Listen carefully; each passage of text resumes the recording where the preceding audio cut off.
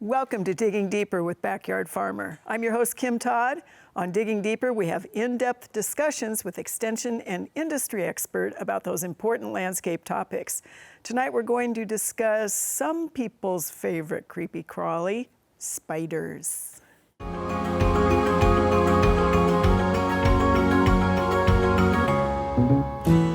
Thank you for joining us once again for Digging Deeper with Backyard Farmer. There isn't a whole lot of love out there for spiders unless you're an entomologist, but there are plenty of people who have some really extreme fear of them. My guest tonight will show us that they are mostly beneficial, especially to gardeners. Here to talk about those spiders is extension entomologist Wayne Ohnesorg. Wayne, you're on the show as a regular, and you know, of course, that I'm okay with spiders as long as they're either dead, or they're the yellow garden spider, or daddy longlegs, or mother longlegs, or some of the other ones too. There are others that I just am not a fan of. So let's talk about what is a spider. Yeah, perfect place to start. What is a spider? Spiders belong to a group called arachnids. You know, just like we have insects, there's a lot of different types of insects. You have your beetles, your butterflies, a lot of other things. There are more than one type of arachnid. Your mites fall underneath arachnids, your scorpions fall underneath arachnids, and then your classic spiders fall underneath arachnids. So those are what we call orders underneath there. So it's the same thing as like the beetles are one order. So you have spiders as one order, and those daddy longlegs you talked about are actually a separate order. They're not true spiders. So those little pills on walking legs are not. Are not a spider. What They're are actually they? not a true spider. They're their own group. They're called Apilionids or Apiliones is where they fall in. And the unique thing, you know, the myth behind them is that they have the highest, most toxic venom. A daddy longlegs? That's the myth. Okay, that's the myth. But here's the bust up part of it. They actually don't have venom glands. Well, there you go. So they can't inject a venom into you. So they're very much and they're more of a recycler. They do take some opportunistic pieces of, you know, aphids and other small soft-bite things they can catch easily, but no, they're more of a recycler on decaying plant juices and things like that. Okay, so talk about what makes a spider a spider. All right, so arachnids as a whole have the 8 legs. So they all have the 8 legs. The spiders themselves are going to have those 8 jointed legs. They're going to have 2 body regions. So the one is going to be called a cephalothorax. That's where all the legs and the eyes and the mouth parts are all attached. And the next part is the abdomen. That's where your spinnerets that actually spin the silk are attached. So when you see things where spiders are spitting silk, there's actually no such thing as a spider that will spit silk out of the front end.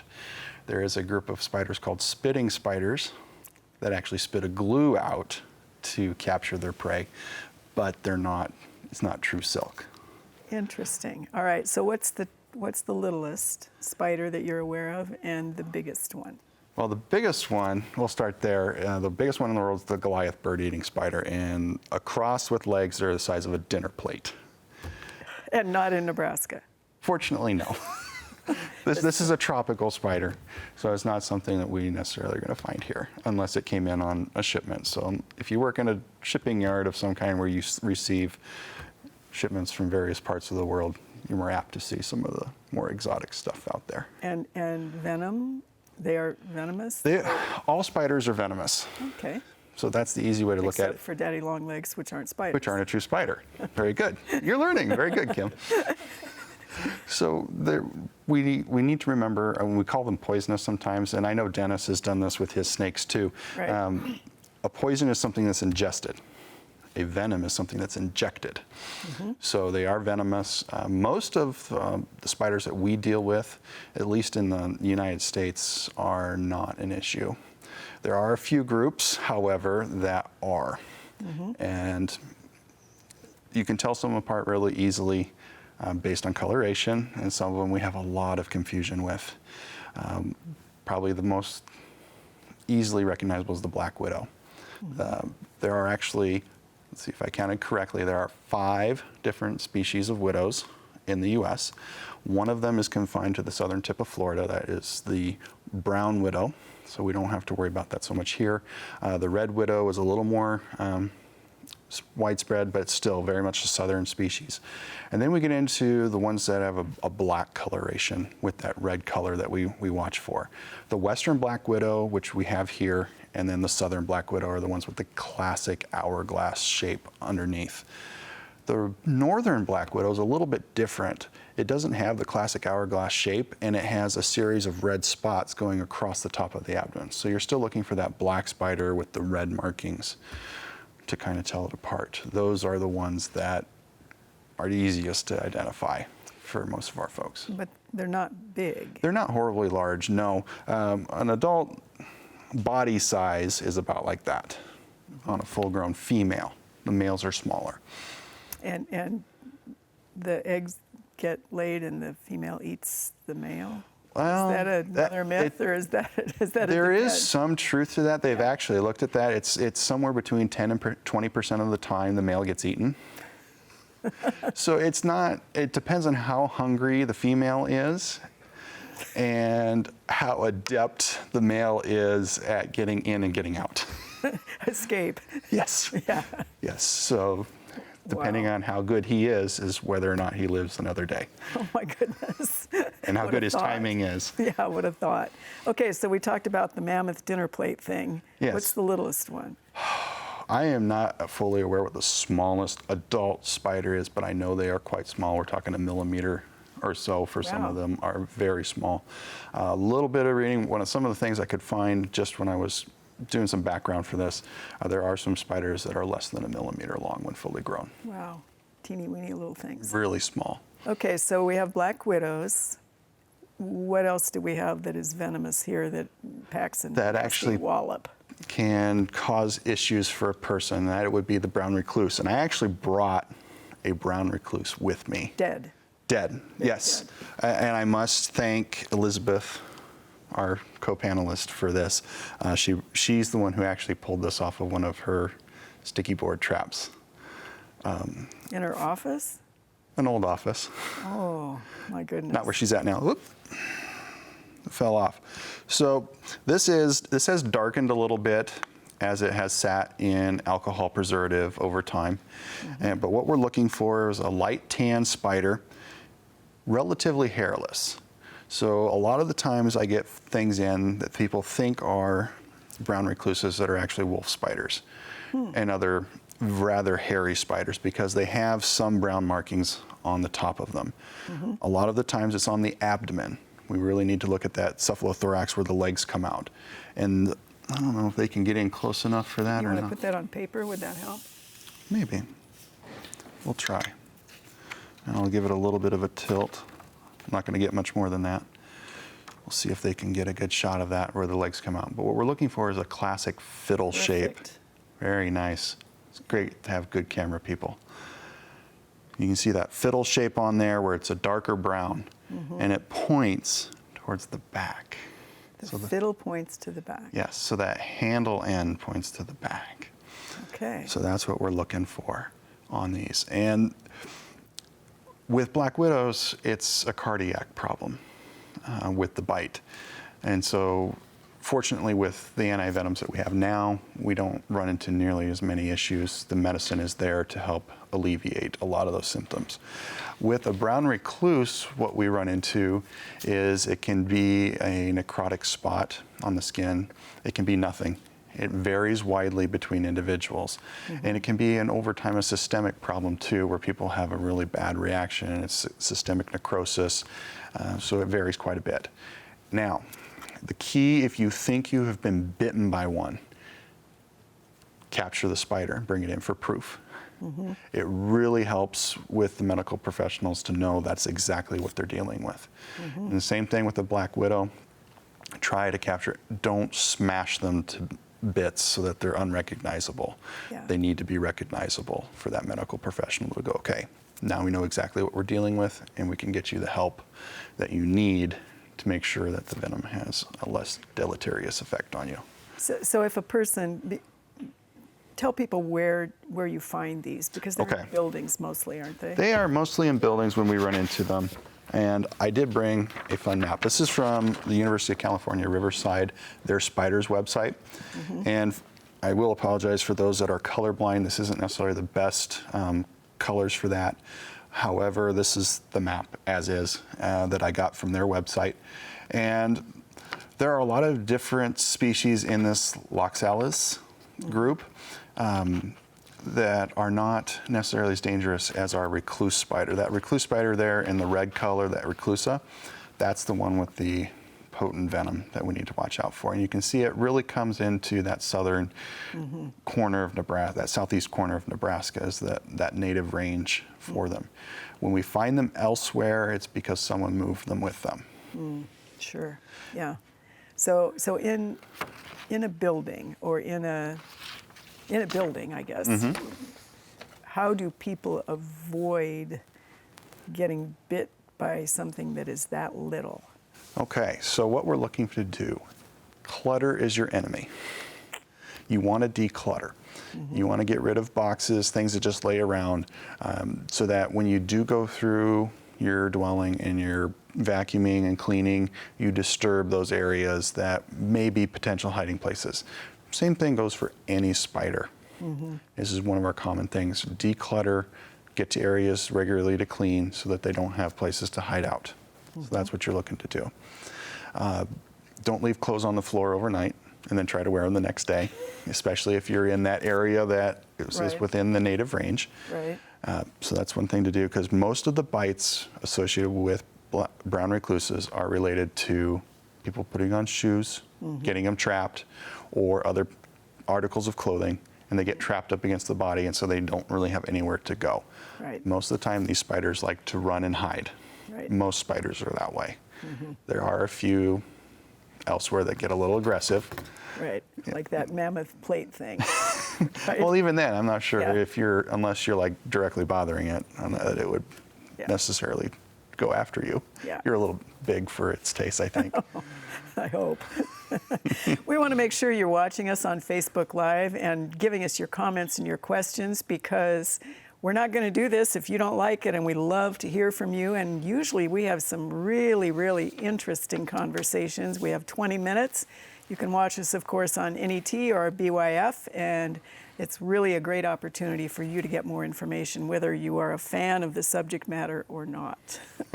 All right, so Wayne, you've got eyes in front of you too that are spiderish. So this is an eye arrangement chart for spiders. This one is from the state of North Carolina. This is from their government website, and it has a nice lineup of the different eye arrangements. So when you hear me talk on Backyard Farmer regular about all of this, you hear me talking about being able to see the eyes. And there's a reason why this is so incredibly important. Spiders can have 0, 6, or 8 eyes. Wow. Our friend the brown recluse has 6 eyes, so that's a common one that we think of. Most spiders have 8 that we regularly run into. There are a few cave-dwelling spiders that have 0. They've lost all their eyes. So all of these, they line up nicely, and some of these are pretty telltale when you get into large eyes. And if we pan back up to the top here, number 1 right there, that's the standard wolf spider arrangement. You have the row of 4, and then you form a little box that is easily seen from the top. And so while they're working good camera work, we're going to bring up I brought a wolf spider today. So this one is a Carolina wolf spider, and it's one of our common species. Spiders typically don't preserve very well. This one was large enough, and the exoskeleton was hard enough, it kind of held its shape. The abdomen did swell up a little bit, but if they get in really close, I'm not sure if they'll be able to see it, but you can see the little box that the eyes form right there where that head comes in and narrows. You can see the 8 eggs very nicely, and you see the 2 things kind of sticking out at the front. Those aren't the fangs. Those are the pedipalps. Those are part of the mouth and the function on the front end. For the males, they're important in reproduction. So this is your basic spider layout. Eyes are incredibly important when you're dealing with spiders as far as identification, unless you've seen enough of a particular species to really go one way or another with it. So wolf spiders, of course, come in darker and lighter and bigger. And smaller. And smaller. There are some smaller species out there. I mean, some of the larger ones can be the size of $1, the old Eisenhower dollar coin in leg size. Some of the smaller ones can be around a nickel. Right. When they're fully grown even. And we have jumping spiders. Yes. That are fun. Those are fun to watch, especially if they're on like the side of your house and they're hunting flies down as they go across the side of the house. Yeah. And those actually leave a little tagline as they go along. So in case they have a jump that fails and they fall, they get caught. Really? Yes. And then we have the little crab spiders that come in different colors that kind of hide in plants. Mm-hmm. That are interesting. Those are crab spiders. We have something called running crab spiders that are a little bit different. They both kind of have the same crab-like appearance. Like that. Yeah, like you think of a standard crab where the legs come off to the side and out and curve a little bit towards the front. Yeah.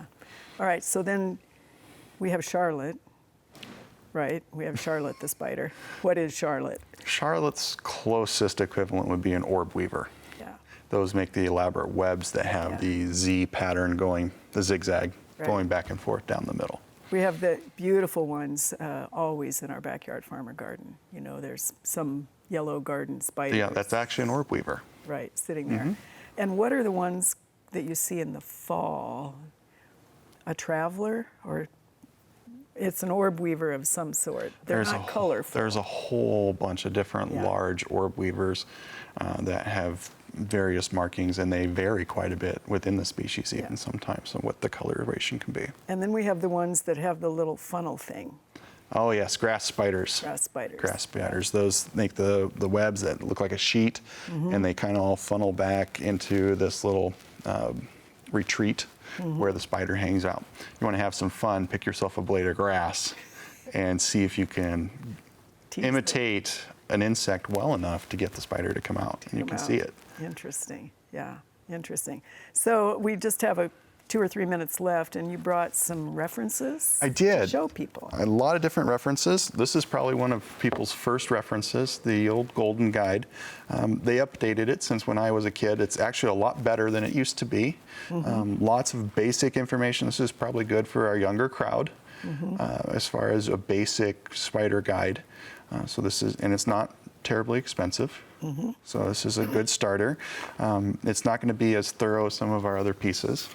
If you're looking for something that's more Nebraska based, we have an extension circular written by some of our own former panelist members, and Jim Kalish was very heavily involved with this. Which is why the pictures are so fabulous, probably. Yes. So this one has lots of really good pictures in it. It has the eye arrangements, the actual pictures of the spider's eyes. So not just drawings, the actual pictures of the spider's eyes, so you can see how those actually play out.